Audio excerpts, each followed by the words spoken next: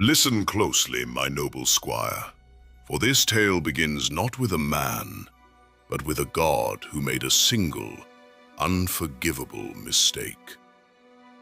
A celestial general, sworn to uphold the order of the heavens, chose for one fleeting moment the thrill of hubris over the burden of duty. And for that transgression, the punishment was absolute. He was cast down, stripped of divinity, condemned to reincarnation, forced into the fragile shell of a mortal where life is brief and death waits at the edge of every blade. But tell me, my young friend, is this the cruel design of fate, or the awakening of something far more dangerous? Let us begin. 4. In an epoch long erased from the annals of time, the celestial realm and the demon realm were locked in a merciless and unending struggle. The 6 realms groaned beneath the weight of their eternal enmity, as magnificent mountains crumbled into ash and vital spiritual veins were torn apart like fragile threads. Countless souls were extinguished in a war that knew no beginning and promised no end. The fires of conflict raged without restraint, and neither sovereign domain dared to yield. High above this endless devastation stood a figure of absolute authority, the celestial general, Fei Peng.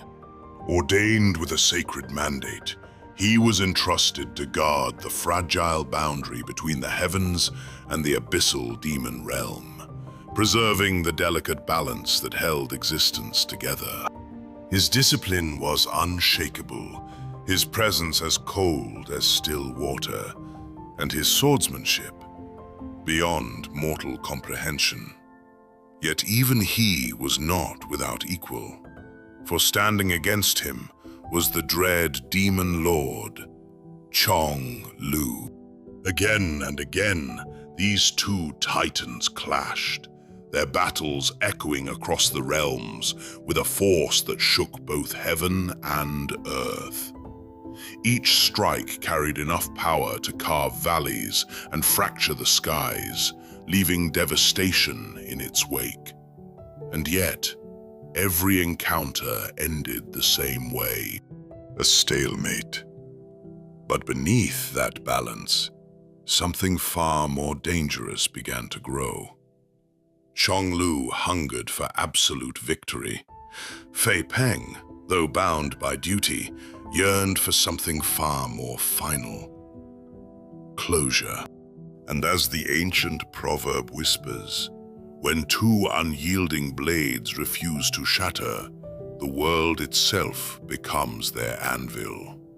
Thus, on a fateful and predestined day, they made a choice that would defy the will of the heavens themselves. They forged a pact. Within the untouched sanctuary of the new immortal realm, far beyond the reach of divine law and celestial oversight, they would bring their endless rivalry to its conclusion.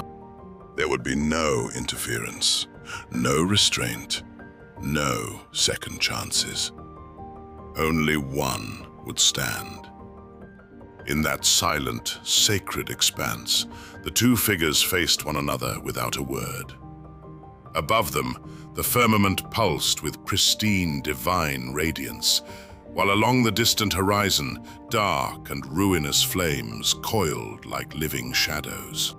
The realm itself seemed to hold its breath, as though aware that what was about to unfold would leave a scar upon existence itself. Chong Lu levitated high above the ground, his expression alight with unrestrained exhilaration as his eyes burned with a fierce, unholy anticipation. He proclaimed that among all beings across the realms, only Fei Peng was worthy of crossing blades with him. The celestial general did not react.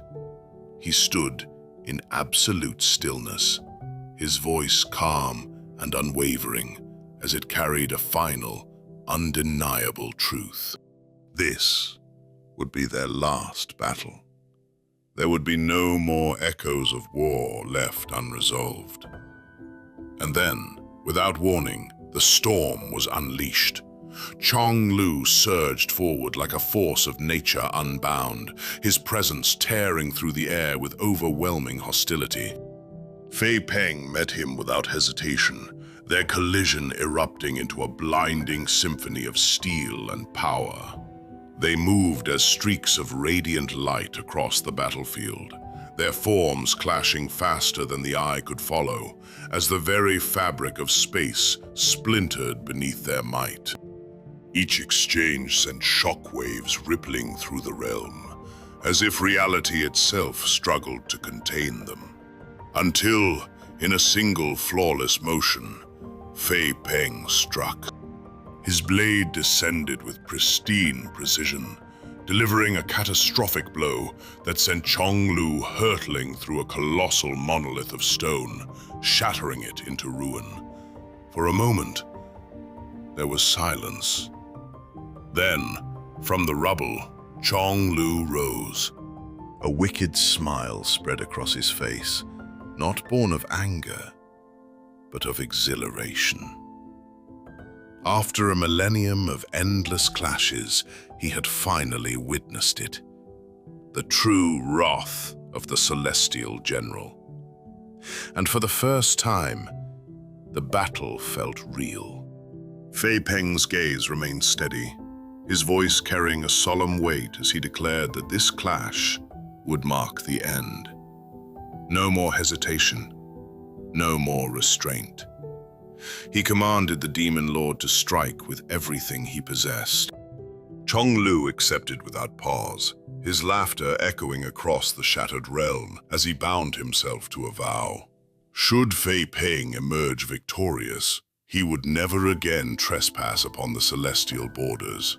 A promise forged in pride, a promise sealed in battle. Then, the shadows deepened. Chong Lu unleashed his true form. His demonic presence expanded beyond comprehension, eclipsing the very light of the heavens as his body radiated an unbearable, incinerating heat that warped the surrounding space. The horizon darkened, the ground fractured, and the realm itself recoiled beneath his power. Yet Fei Peng did not move. With a single fluid motion, he raised his hand and summoned a colossal blade of pure celestial light, its brilliance piercing through the heavens themselves. And once more, they clashed. Demonic fire roared against radiant blue flames as raw, unrelenting power collided with equal force in a storm of destruction that tore through the realm without mercy. The battlefield became a tempest where light and darkness sought to consume one another entirely. The realm wept beneath their supremacy, and slowly, undeniably, the balance began to break. Fei Peng was winning. His movements grew sharper, his strikes more precise, as each blow forced the demon lord further into retreat. For the first time in their endless war, Chong Lao was being overwhelmed. Victory stood within reach. But fate is never so merciful. At the very peak of battle, just as the final blow was about to fall, the heavens split apart. A radiant golden light descended upon the battlefield, vast and overwhelming, as a towering deity emerged from the fracture above. His presence alone stilled the chaos, his voice crashing down like thunder as it carried the unyielding authority of the heavens. He did not come to witness victory. He came to pass judgment. The celestial general, guardian of the realms, had abandoned his sacred duty. While the Six Realms suffered beneath endless war, he had chosen to indulge in a personal battle, one driven not by necessity, but by desire. It was not merely disobedience, it was betrayal. Those words struck deeper than any blade, and in that single fragile moment, Fei Peng faltered. His focus shattered, his resolve wavered, and from his grasp, the divine blade slipped away into nothingness. A single moment. That was all it took. The supreme deity's gaze hardened, not with rage, but with something far colder. Disappointment. And thus, judgment was delivered. Fei Peng would be stripped of his immortality and cast into the endless cycle of reincarnation, condemned to live as a mortal, bound by frailty, suffering, and inevitable death. The general who once stood above all would now walk among the weak and fall as they do. And so, he was cast down. His form vanished from the heavens, swallowed by the endless descent into mortality as the echoes of his legend faded into silence. A sudden gasp shattered the stillness. A young man jolted awake, his chest heaving violently as cold sweat clung to his skin, and his heart pounded like a war drum within his chest. The memories lingered, vivid, impossible, far too real to be dismissed as mere dreams. Fragments of a life he could not comprehend, battles that felt etched into his very soul, and the lingering weight of a fall he could not explain. Jingtian clutched his head, his expression twisted with unease as he struggled to steady his breathing. Why did these visions feel so real? And more importantly, why did they feel like his own? Yet beyond the confusion, beyond the fear, a truth waited. One that had not yet revealed itself. For Jingtian was no warrior, no chosen hero of legend. Within the bustling walls of Yuzhou City, he was merely an assistant at the Yong'an pawnshop, an ordinary man living an unremarkable life. Or so it seemed.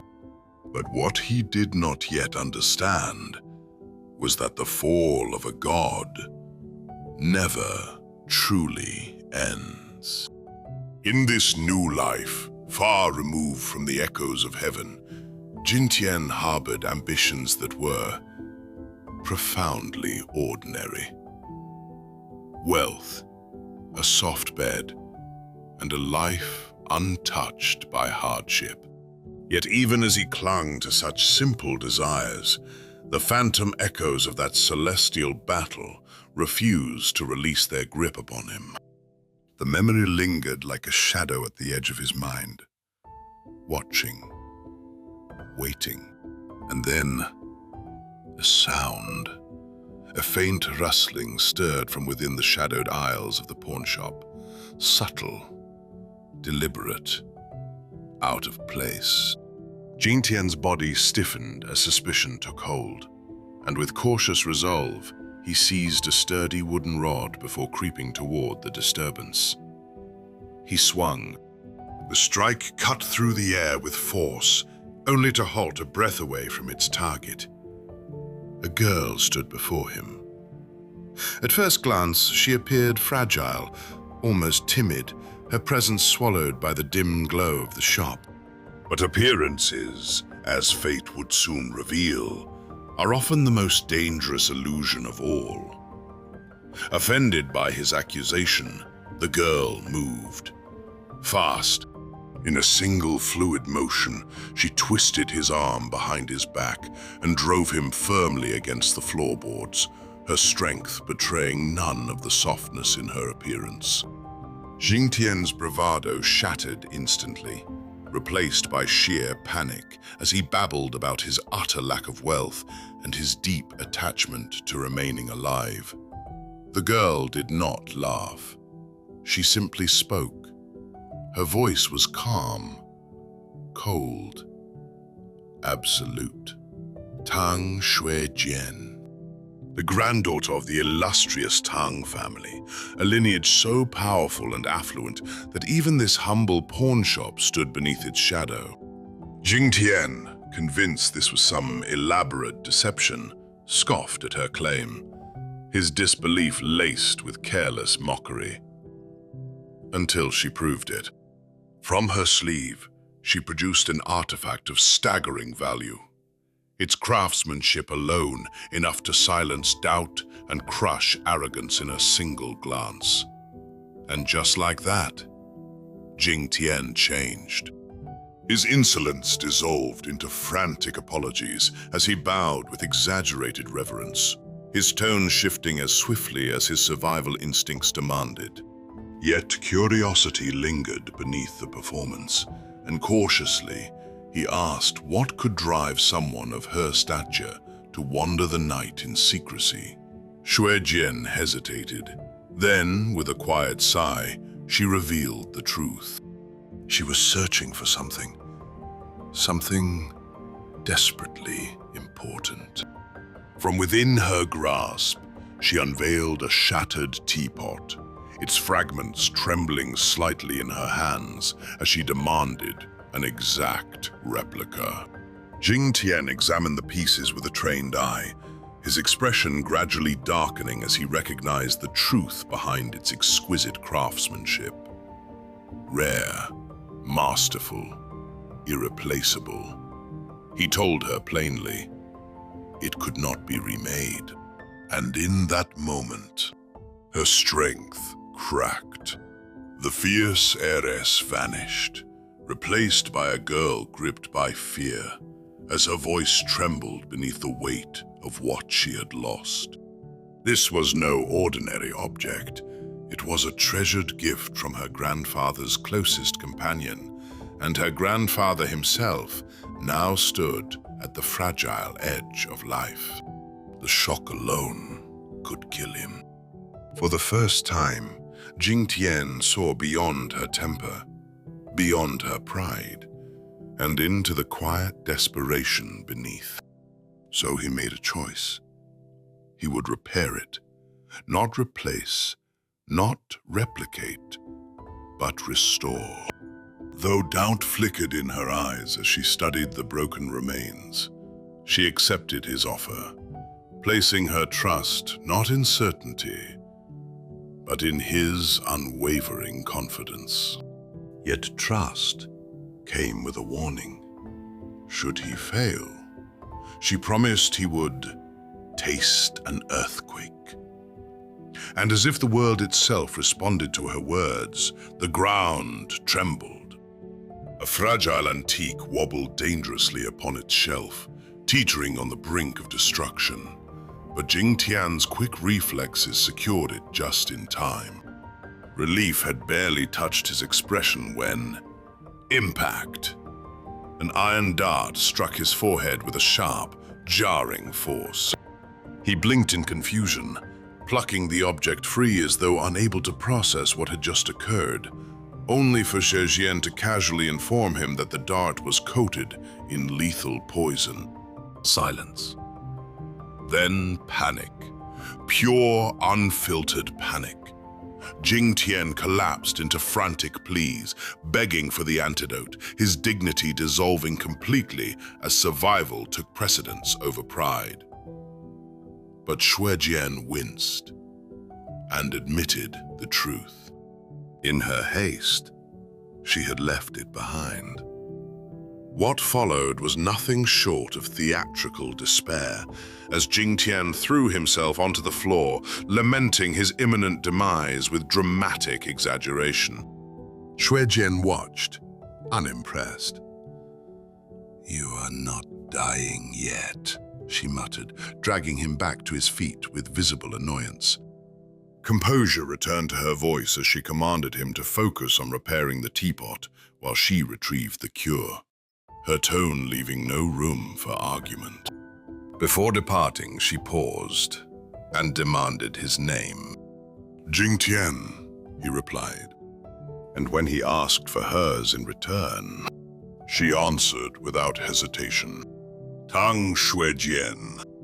By dawn, she said, they would meet at the southwest bamboo grove, and he would not be late.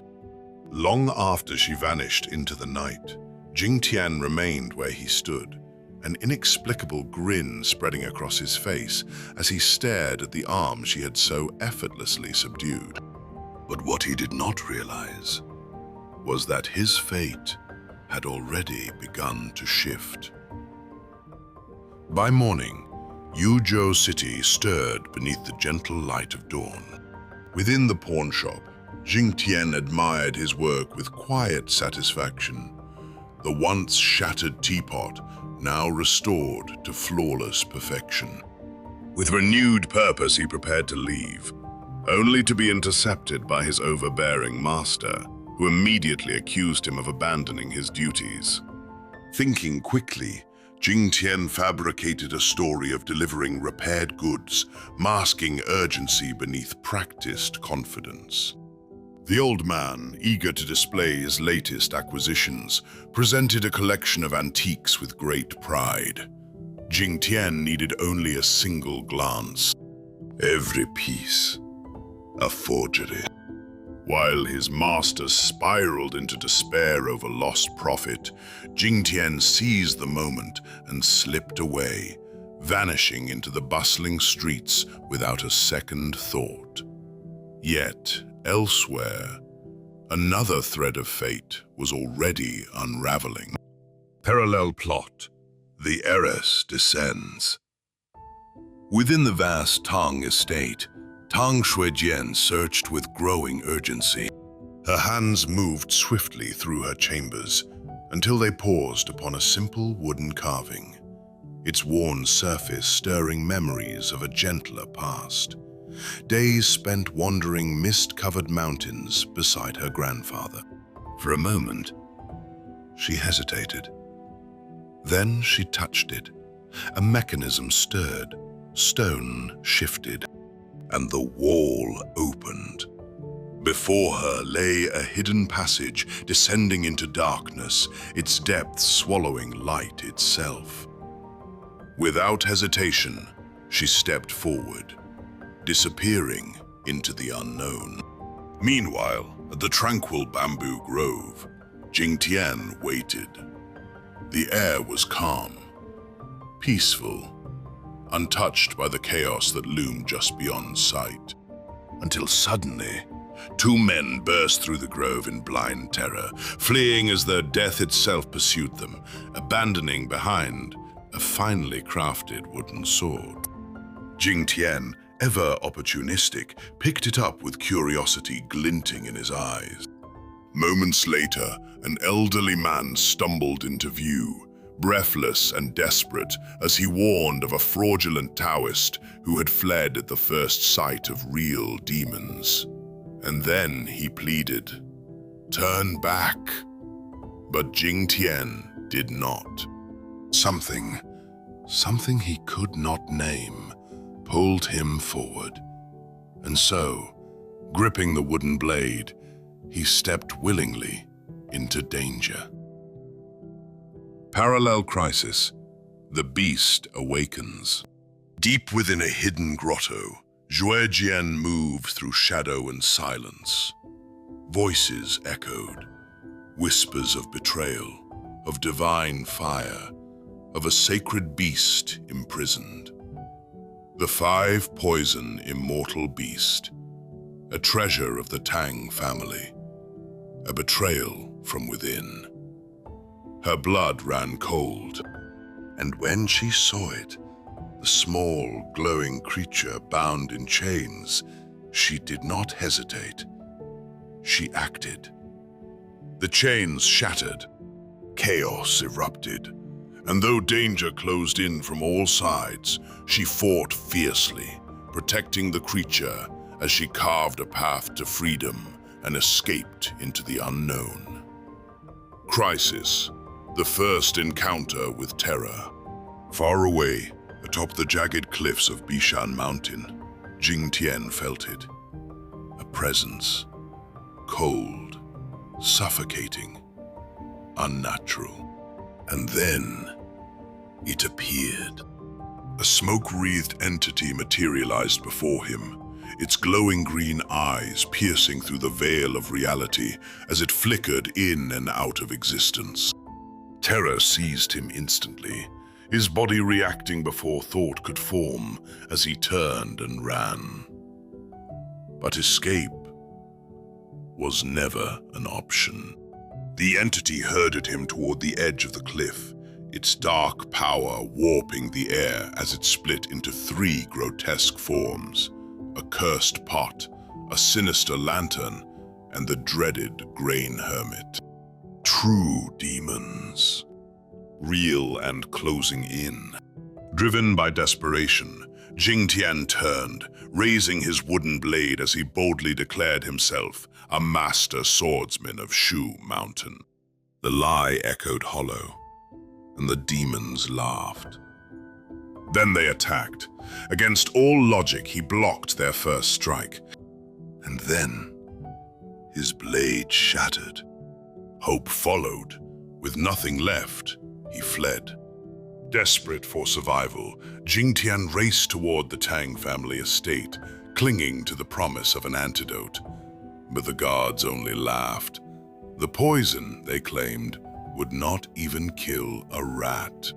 Humiliated, furious, and utterly defeated, he turned away. And when he returned to the pawn shop, his master greeted him not with concern, but with punishment. Yet even that was not the end, because what came next would change everything. The doors exploded open. A freezing wind swept through the shop, silencing everything in its wake as the temperature dropped to an unnatural stillness.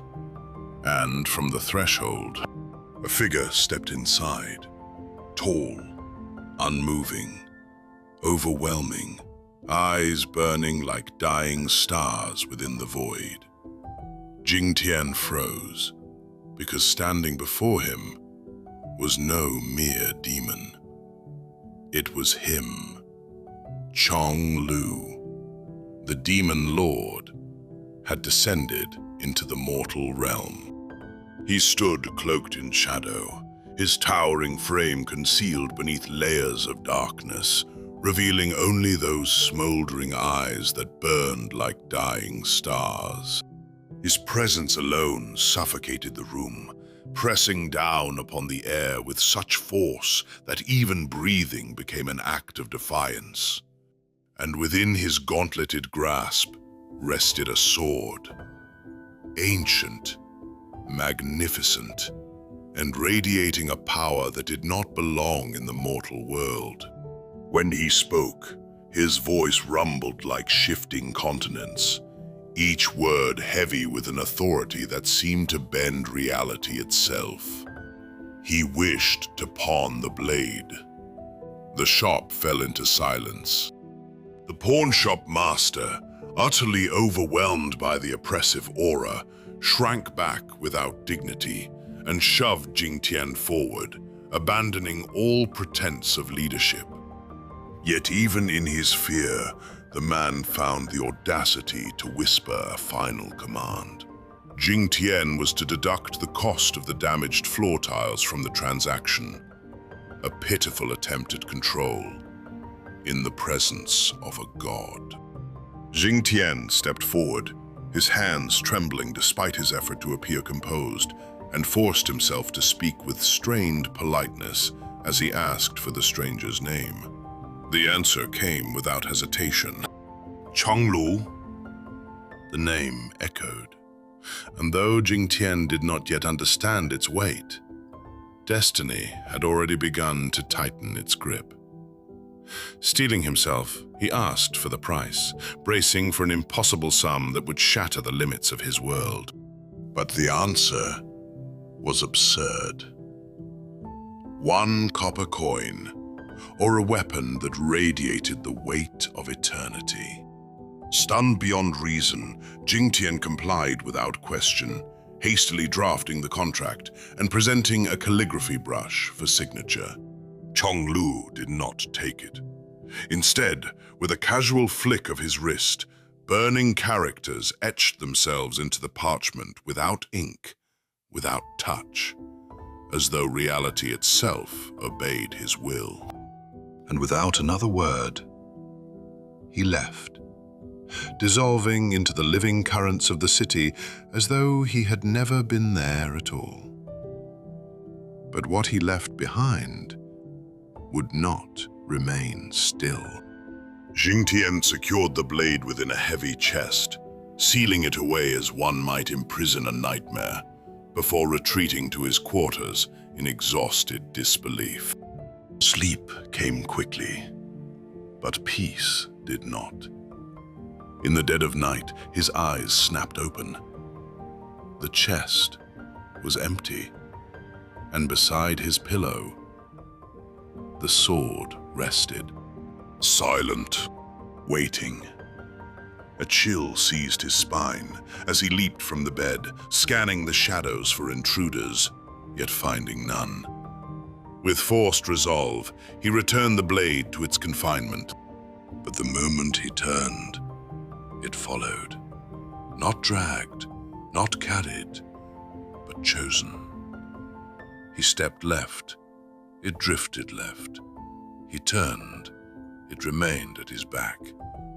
He spun in frantic circles, yet the weapon mirrored him with an unnatural loyalty, bound not by gravity, but by something far deeper, an unseen will. And in that moment, terror claimed him. With all dignity abandoned, Jingtian fled into the night, his screams echoing through the sleeping streets as he ran from the impossible. But fate had already prepared his destination. His blind panic carried him back to the bamboo grove, where his flight came to an abrupt and painful end as he collided with Tang Xuejian. She sat calmly upon the dew-kissed grass, conversing softly with the small, radiant creature at her side.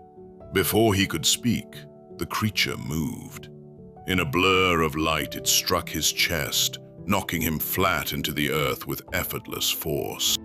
Xuejian smiled warmly, her tone almost playful, as she informed her companion that this was the fool she had been waiting for. With gentle curiosity, she asked if the creature could purge the venom within him. The response was immediate. The poison was insignificant, a mere inconvenience. Jingtian stirred awake just in time to be force-fed an antidote, Xuejian looming over him with theatrical urgency as she declared his life hung by a thread. He swallowed, coughed, and blinked in confusion before remarking, perhaps unwisely, that the cure tasted remarkably like candied fruit. For a moment, there was silence. Then laughter, light, unrestrained, genuine. She revealed the creature's name, Hua Ying, the legendary 5-poison immortal beast. Jingtian, ever consistent in his foolishness, misheard it entirely. The 5-yummy beast. And for the first time since their meeting, Xuejian laughed without restraint. Yet that moment of peace did not last. Her laughter faded, her gaze shifted, and her expression hardened. "What is that sword?" she demanded. Jingtian turned. The blade hovered patiently behind him, as though awaiting acknowledgement. And in one smooth, deliberate motion, it rose into the air before descending perfectly into his grasp. Not by chance, not by accident, by choice. Even Jing Tian froze, his mind scrambling for reason as he stammered that it had simply been pawned to him. But Shuejian knew better. Raised among warriors and legends, she could feel it, the suffocating spiritual weight radiating from the steel. The sword was alive, and it had chosen him. Opportunity revealed itself instantly. Zhuejian stepped forward, her tone shifting as purpose sharpened her voice, and proposed an alliance. A betrayal festered within her family, a rot that demanded to be cut out, and she required someone willing to stand beside her. Someone expendable. In return, she offered him everything he had ever desired: wealth, status, and a life far removed from obscurity. Jing Tian did not hesitate. He asked for payment. Even now, survival outweighed destiny. Rolling her eyes, she pressed a valuable token into his palm, sealing the promise of future reward. And beneath the pale glow of the moon, an unlikely alliance was born. But alliances, as fate would prove, are forged in blood. The shadows shifted. Figures emerged. Armed men encircled them, their presence sudden and suffocating, as they identified Shuejian instantly and demanded her surrender. The clearing tightened, escape closing with every step they took. Jing Tian trembled, but still, he stepped forward. He ordered her to run and raised the sword. Then, the impossible happened. The blade moved, not with him, but through him.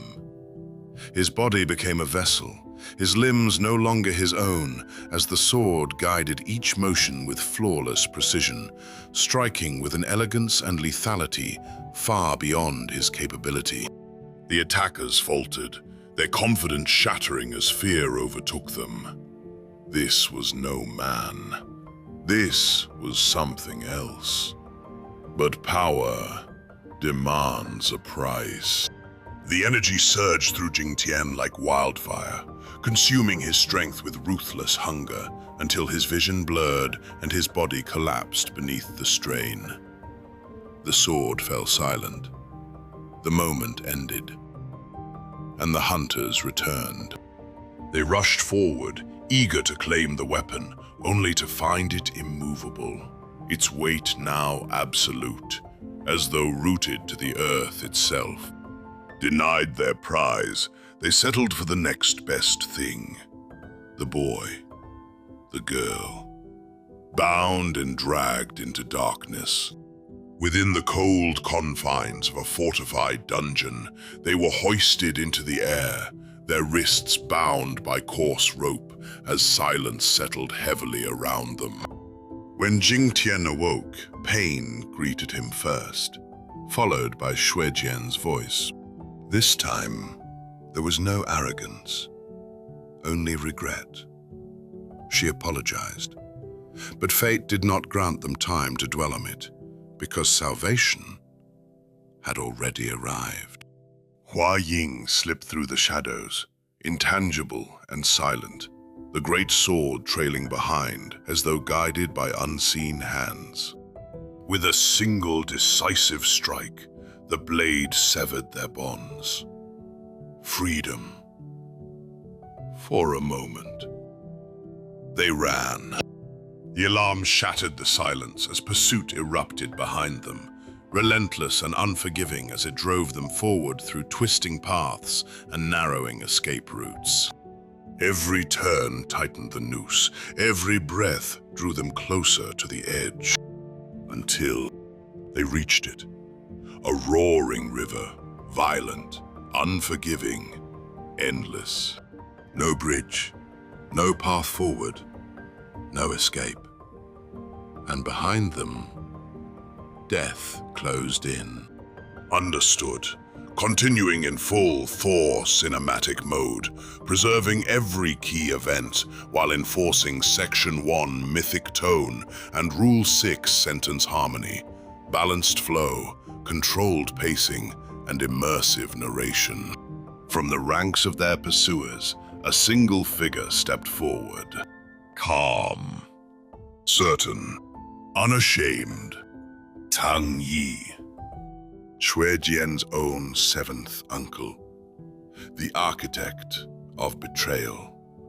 He extended his hand, not in welcome, but in demand, his gaze fixed greedily upon the immortal beast as though it were nothing more than a prize to be claimed. Xue Jian's fury ignited instantly, her voice cutting through the chaos as she swore to expose his treachery before her grandfather. But Tang Yi only laughed, a cold, pitying sound that carried no fear, only certainty. Who, he asked, would ever believe the words of a disgraced girl? And with that, he gave the order. Fire fell from the sky. Scorching projectiles rained upon them in relentless volleys, each impact threatening to reduce them to ash as Jingtian and Shuejian barely evaded destruction, their movements driven by instinct rather than skill. The battlefield dissolved into chaos, and in that chaos, Hua Ying was taken.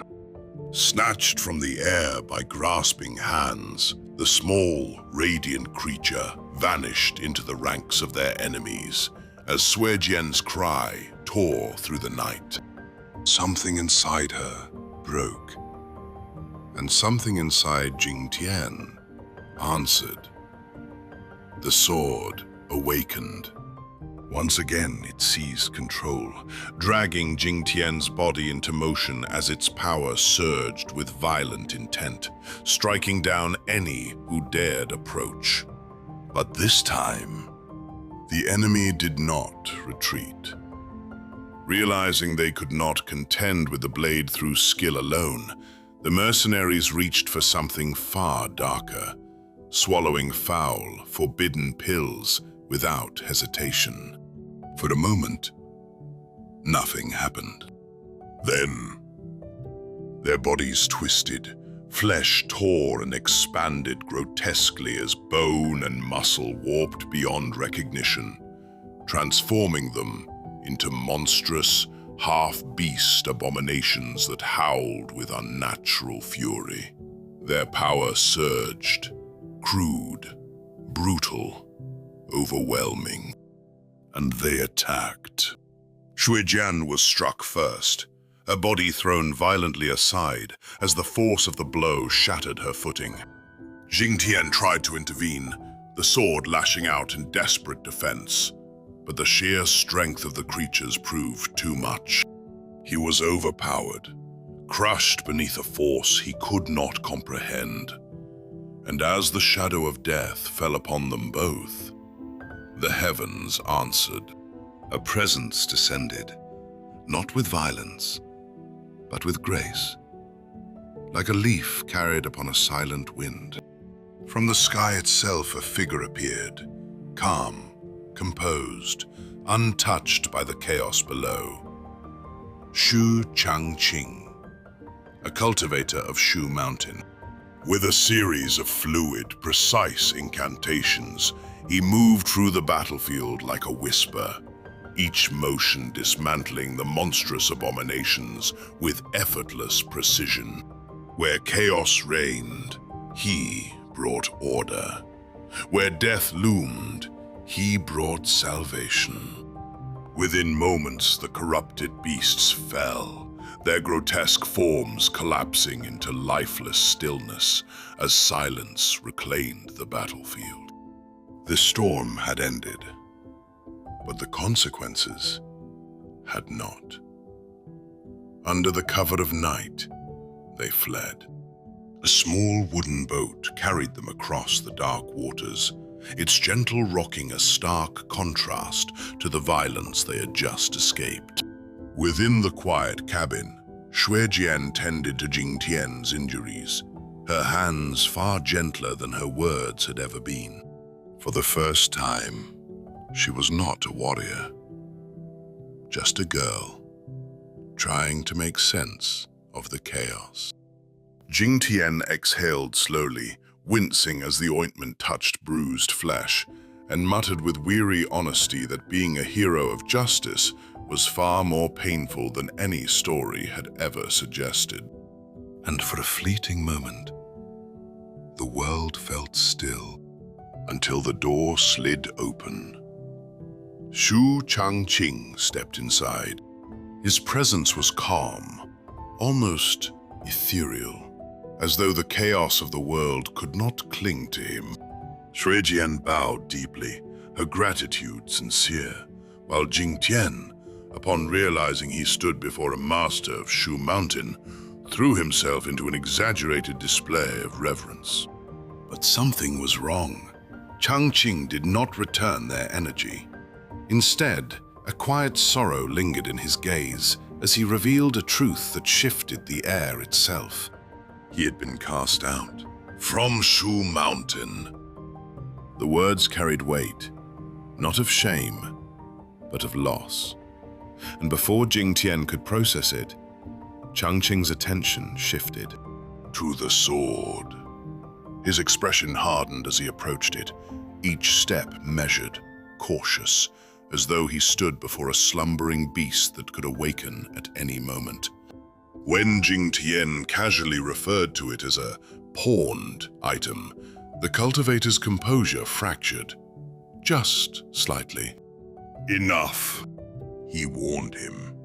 The blade was no ordinary weapon. It carried within it a terrifying fusion of divine and demonic power, a contradiction so volatile that it defied natural order itself. To wield such a thing without proper cultivation was not bravery. It was suicide. The sword would not serve him forever. Eventually, it would consume him. Shuijian wasted no time. She demanded he cast it into the river, her voice sharp with urgency as she urged him to rid himself of the cursed burden before it was too late. But Jing Tian refused, firmly. The sword had saved them, and beyond that, it was not his to discard. Its owner would return, and when he did, there would be consequences. Changqing fell silent. For a moment he simply observed the boy, his stubbornness, his fear, his strange, unyielding resolve. And then he made a decision. If the boy would not abandon the sword, then he would learn to survive it. Changqing offered to teach him, not swordsmanship, not power, but the foundation, the ancient art of internal cultivation, breathing techniques designed to stabilize the body, anchor the spirit, and resist the corrupting influence of overwhelming energy. A lifeline. And Jing Tian took it. Without hesitation, joy lit his eyes with a purity untouched by fear, as though for the first time in his life he had found something real, something meaningful. A master, a path, a future. There, beneath the endless stretch of night sky, upon a quiet boat drifting through dark waters, Jing Tian sat in stillness and closed his eyes. He inhaled slowly, deeply, drawing in a breath unlike any he had ever taken before. Not air, but power.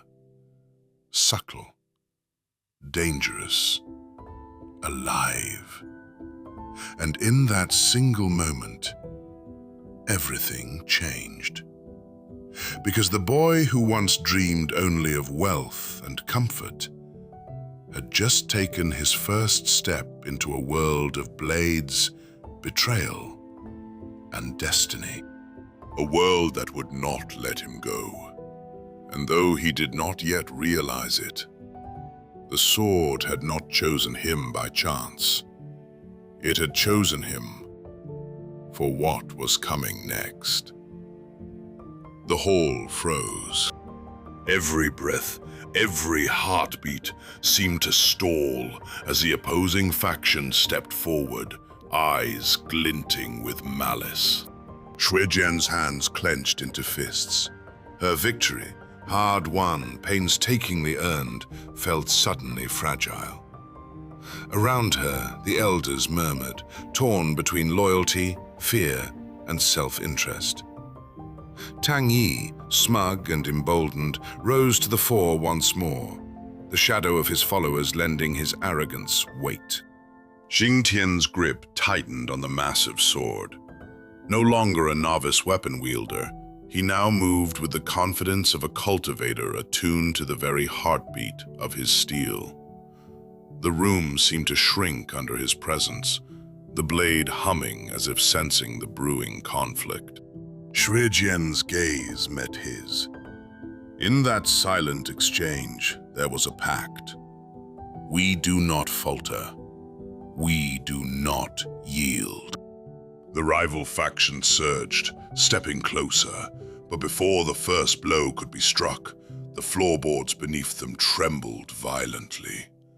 A deep rumble, like the sigh of the mountains themselves, reverberated through the hall. From the shadows, a pale green light flickered. The five-poison immortal beast, freed from Tang Yi's control, emerged. Its eyes glimmered with recognition and loyalty. The rebels froze, sensing the ancient power that now sided against them. Shuijian stepped forward, her voice ringing like tempered steel. If any of you lay a finger on this family or this hall, you will answer to me and the beast you sought to enslave. The faction wavered, but Tang Yi's pride was unbroken. You wield tricks, girl, yet you are powerless against the laws of the Tang clan. The throne belongs to the strongest, and it will never be yours. Jing Tian inhaled sharply, Shu Mountain breathing filling his lungs, the divine demoniac sword glowing brighter, its aura splitting the shadows. Then he moved. Not fast, but inevitable. Each step carried the weight of centuries of forgotten war, the lessons of the celestial and demon realms now echoing in mortal flesh. The massive blade spun in a wide arc, its cutting edge wreathed in fire and light, creating a radiant storm that swept the challengers back. The hall shook, the elders screaming in alarm as Tang Yi staggered under the impossible force. The immortal beast circled, striking with lethal precision, protecting its new master. And then, silence fell. The faction, broken in will and spirit, retreated into the shadows from which they had come. The hall was quiet. No cheers, no applause. Only the crackling aura of steel and the heavy breaths of two victors. Shuijian approached Jing Tian, her eyes bright with a mixture of relief and awe. He handed her the sword, now still, its glow softening, as though acknowledging her triumph. You have done it, Jing Tian said, voice low but steady. The Tang family is yours. Shuijian's lips curved into a fierce, victorious smile. No, she whispered. It is ours. Outside, the sun broke over the Tang family fort, gilding the courtyard with gold. The storm of betrayal had passed, for now. But far below, in the shadowed depths of the Thunder Hall, eyes watched and waited, the whispers of the Demon Lord's promise lingering like a curse. And so the world of mortals, of demons, and of hidden legacies shifted once more. But one thing was certain. Jingtian had been forged, not by fate, but by fire, blood, and steel. And Tang Shuejian had become the unyielding heart of her clan. The game was not over. It had only just begun. And so, my loyal squire, this chronicle comes to an end. But tell me, will he rise or be consumed? If you wish to see what comes next, speak it below, and perhaps the next chronicle shall be revealed.